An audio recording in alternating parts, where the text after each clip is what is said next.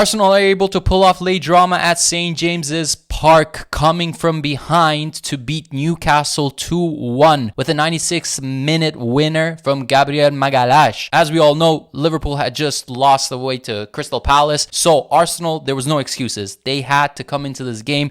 They had to win. They were able to do it. They came into the game and they showed it from minute one that they really, really wanted it and fully deserved. I have to start off by commending Arsenal overall just for the mentality that they brought in. As we all know, St. James's Park is probably one of the toughest grounds to go away to, and they're very imposing, especially when they have the fans backing them as well. But I didn't think Arsenal were that phased at all. I'll be honest, I think they dominated the game throughout the whole 90 minutes in my opinion. You could just tell from the get-go that they wanted it. They came into that game wanting to show why they are potential champions. They wanted to come in, they wanted to show that, listen, we have that mentality now. We're not going to let this slip away from us. We saw how Liverpool fumbled against Crystal Palace. We are here to take advantage of that, and they were able to. And now the difference between Liverpool and Arsenal is just 2 points. So that opens everything up. Liverpool could have won the game against Crystal Palace, and then Arsenal, for example, in a tough away ground such as St. James's Park, where they don't have necessarily the best track record recently, they could have dropped points. If that happened, that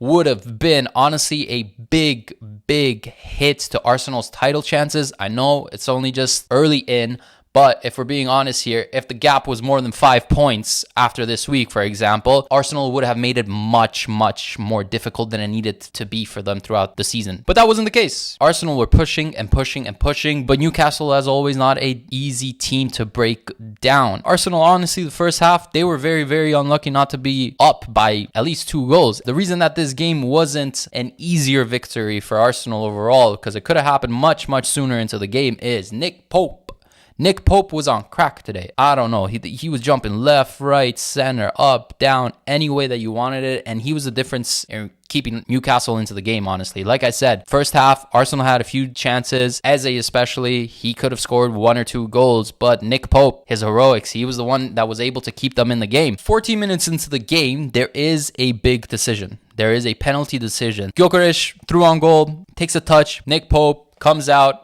And basically, there's contact with the knee. Essentially, Gyokeres goes down. The ref awards a penalty, but then VAR tells him, yo, come take a look at this big man. With what we see on the screen and with what the ref explained to everyone, also a very nice introduction, I would say. The ability for the ref to actually explain decisions on the mic. I am a big fan of that. But anyways, the reason that it was overturned or overruled was apparently when Nick Pope comes out, right? He actually gets a touch on it. I think it's like his toe or something like that. His toe literally touches the ball, and then the ball moves a little bit away towards the side of Gyokeres.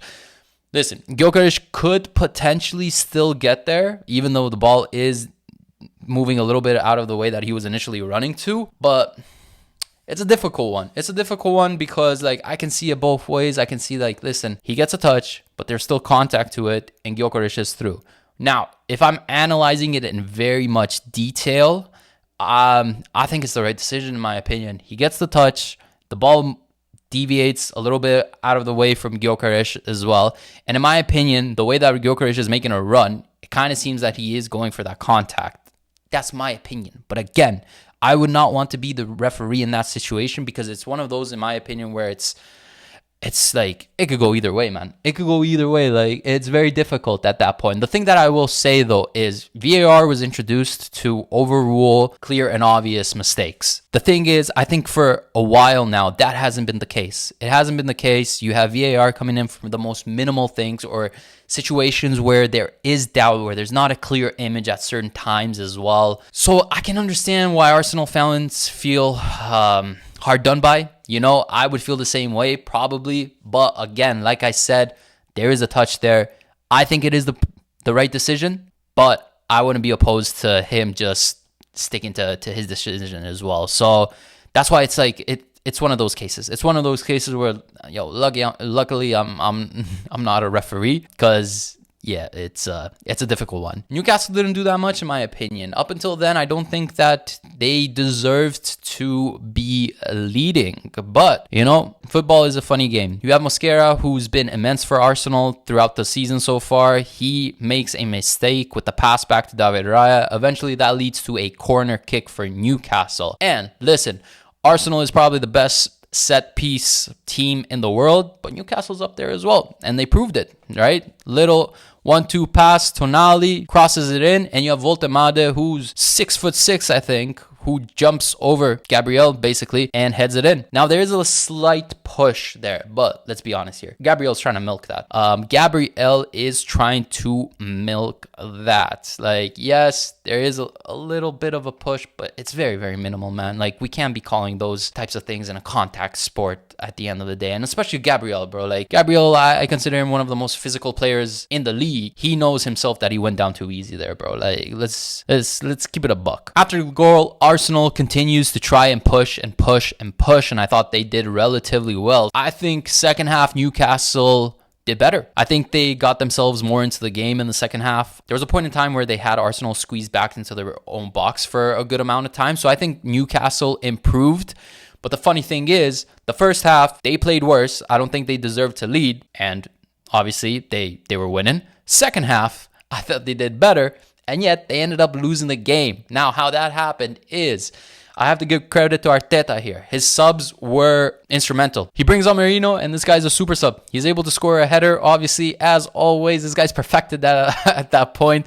Declan Rice with the assist, and game on, right? This was the difference. Compared to the City game, where Arsenal were emphatic. They were so happy, and it seemed like they were not rushing to get the second goal. There was a difference this time around.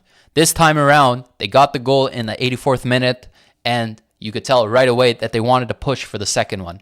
They wanted to push for the second one. They did not want this opportunity to slip through those fingers. Full credit to them. They went out there, they continued to push and push and push. There was another moment of drama in the second half, though, where what looked to be a penalty in Newcastle's favor. So, Elanga's going down the line. He crosses the ball in, and it hits Gabriel as his hand is raised while he's sliding on the ground. And I'll be honest, at first glance, it looks like a stone cold penalty. The hand is not in a natural position at all. Like, it's not one of those sliding tackles where the hand is like placed. This one's literally on top of his head. Like, this is just abnormal. In the replays, though, it does show like the ball comes off of Gabriel's foot first and then goes to his hand. If it comes off of a body part and then to the hand, it is not considered a handball. So, to the letter of the law, that was the correct decision. Now, the second player that made an impact, in my opinion, was Martin Odegaard. He seemed very lively when he came in. Kind of reminded me of the Odegaard that we saw like a couple of years ago or something like that, where he looked like one of the best cams in the league, if not in the world. So I really like that about him. And obviously he comes in and they do what they do best. Set piece. Extra time. Odegaard to cross it in. Who else? Who else? Who else? Inevitable. The unstoppable force. Gabriel Magalhaes himself. This guy's a cheat code. This guy's a cheat code when it comes to set pieces. This guy's a cheat code when it comes to corners. This guy's a cheat code when it comes to free kicks. He's probably one of the best defenders in terms of aerial threats from set pieces that I've seen in a while. Like, he's just, every time there's a corner, this guy causes problem. I don't know. I don't know how. Like, how do you stop him? Obviously, he's big, he's tall. I get that. He's like a physical specimen as well. But like man's have Dan Burn on him. Dan Burn ain't a measly little brother either. He's huge as well. But it doesn't really matter. You can have whoever you want on Gabriel. It seems like he's always going to be the one getting the header. And he does. Goes in. 2-1. 2-1. Just like that. Game flips. And you can't say anything against it. Arsenal fully deserve it. Fully deserve it. Even a draw wouldn't have been a deserving result, in my opinion, for Arsenal. I think that they did more than enough to go into the game and win it. And at the end, you could tell what it meant for them. And listen, I'm the type of person where there are certain cases where obviously you're a fan and obviously you're a player. Obviously points matter and stuff like that. But there's a point where when you do a little bit of too much of an extravagant celebration, right? So, for example, a Man United celebrating a last-minute goal, and listen, it doesn't make a difference for them at all. They're not relegation, but they're not going anywhere up. They're not contending for anything either.